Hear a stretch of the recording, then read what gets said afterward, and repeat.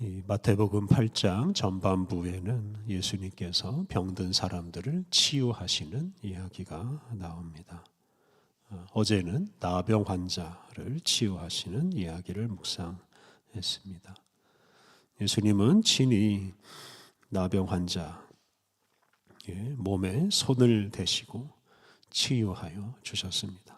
당시 사회에서 더러운 사람으로 여겨지던 그 나병 환자의 몸에 친히 손을 대신 사건은 이렇게 깨끗한 사람과 더러운 사람의 경계를 없애시는 일이고, 깨끗한 사람과 더러운 사람의 구분이 없는 새로운 세상, 하나님 나라를 선포하는 행위입니다. 오늘 본문은 이제 두 번째 치유 이야기입니다. 예수님께서 로마 군인 백부장의 하인을 고쳐 주십니다. 이 이야기는 이방인과 유대인의 구분이 없는 이런 새로운 세상에 대한 소망을 줍니다. 5절 말씀, 예수께서 가버나움에 들어가시니 한 백부장이 나와 간구하여. 예수님께서 가버나움에 가시자 그곳에 있던 한 백부장이 예수님께 와서 간청하였습니다. 이 가버나움은 베드로를 비롯한 예수님의 여러 제자들의 고향이고 예수님께서 자주 방문하신 곳입니다. 가버나움은 꽤 큰 도시였고 그곳에 로마 군대가 주둔했습니다. 백부장은 그 가버나움에 주둔한 로마 군대의 지휘관입니다. 그런데 이 가버나움에 주둔한 로마 군대의 목적은 유대인들을 억압하고 착취하는 것입니다. 유대인들이 그런 로마 군인들을 좋아할 리가 없습니다. 유대인들은 본래 이방인들을 더럽게 여기고 그들과는 만나지도 않고 식사도 하지 않았습니다. 그런데 그런 이방인 중에서도 로마 군인들을 유대인들은 더 멀리하고 경멸하고 저주했습니다. 그러한 로마 군인이 예수님 앞에 나와왔습니다. 이 경건한 유대인들은 나병 환자를 만나는 것과 마찬가지로 이 로마 군인들을 더럽게 여겼습니다. 하지만 나병 환자를 더럽게 여기지 않으시고 만나주신 것처럼 예수님은 로마 군인을 피하지 않으시고 만나주십니다. 6절 말씀, 이르되 주여 내 하인이 중풍병으로 집에 누워 몹시 괴로워하나이다. 로마 군인 백부장은 예수님에게 자신의 하인이 중풍병으로 괴로워한다고 말했습니다. 이는 예수님의 도움을 요청하는 말입니다. 사실 로마 군대의 장교가 유대인에게 이렇게 도움을 요청하는 것은 일반적인 일은 아닙니다. 당시 유대인들은 로마 군대의 적대적인 행동을 많이 했기 때문에 로마 군인들도 유대인들을 무시하고 괴롭혔습니다. 그런데 이 본문 속의 백부장은 일반적인 로마 군인들이 유대인들을 대하는 것과는 완전히 다른 태도로 예수님께 와서 예수님께 간절하게 도움을 요청합니다. 이렇게 백부장은 예수님을 단순히 유대인으로 대하지 않습니다. 예수님을 주님이라고 부르고 예수님의 도움까지 요청합니다. 그것도 자신의 문제가 아니라 자기 하인의 문제로 예수님 앞에서 머리를 조아립니다. 이런 면에서 이 로마 군인 백부장은 참 특별한 사람입니다. 7절 말씀, 이르시되 내가 가서 고쳐주리라. 예수님은 이 백부장의 요청을 받아들이시고 당신이 가서 하인을 고쳐주시겠다고 말씀하셨습니다. 이는 백부장의 집으로 가서 백부장의 하인을 만나시겠다 뜻입니다. 그런데 당시 유대인이 이방인의 집으로 들어가는 것은 금지된 일이었습니다. 근데 예수님은 그런 규정을 개의치 않으십니다. 오늘 본문은 놀람의 연속입니다. 백부장과 예수님이 번갈아 가면서 일반적이지 않은 행동을 합니다. 8절과 9절에서 백부장이 다시 한번 예수님을 놀라게 합니다. 8절과 9절, 백부장이 대답하여 이르되 주여 내 집에 들어오심을 나는 감당하지 못하겠사오니 다만 말씀으로만 하옵소서. 그러면 내 하인이 낫겠사옵나이다. 나도 남의 수하에 있는 사람이요 내 아래에도 군사가 있으니 이더러 가라 하면 가고 저더러 오라 하면 오고 내 종더러 이것을 하라 하면 하나이다.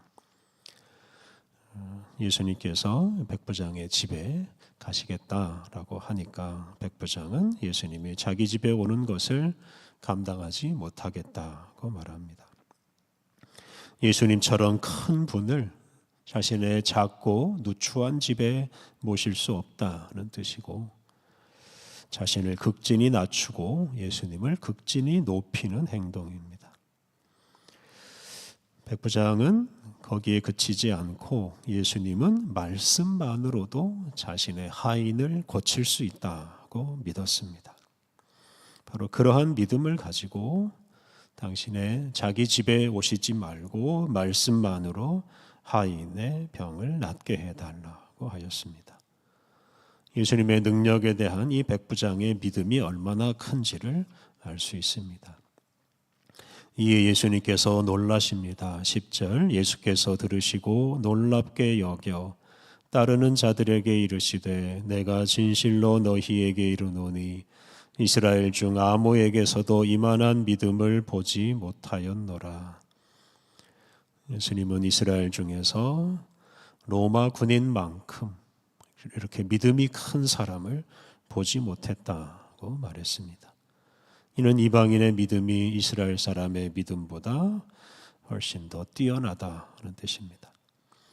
당시 유대인들은 이방인을 하나님을 알 수도 없고 믿을 수도 없는 사람으로 여겼습니다만 예수님은 이 백부장의 믿음이 유대인보다 더 크다고 칭찬하셨습니다. 이렇게 말씀하심으로써 이방인들도 얼마든지 하나님을 믿을 수 있고 유대인들보다 더 뛰어난 신앙생활을 할 수 있다고 말씀하셨습니다.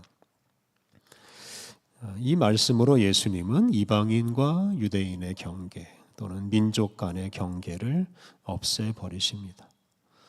믿음 안에서 세계 모든 민족이 하나 되는 세상을 예수님께서 말씀하시고 있습니다. 11절에서는 바로 그런 세상을 예고하십니다. 11절 또 너희에게 이르노니 동서로부터 많은 사람이 이르러 아브라함과 이삭과 야곱과 함께 천국에 앉으려니와.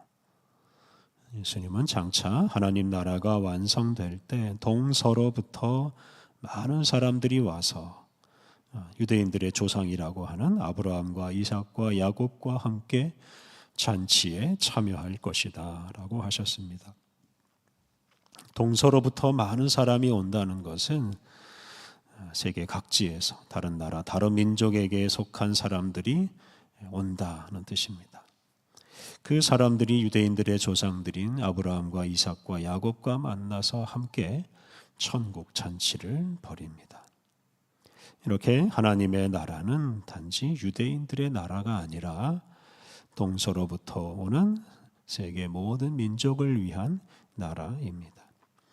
예수님께서 이 말씀을 통해 하나님 나라 복음이 장차 온 세계에 전파될 것을 예고하십니다. 그리고 그 복음을 통해서 모든 민족과 나라가 하나가 될 것을 예고하십니다.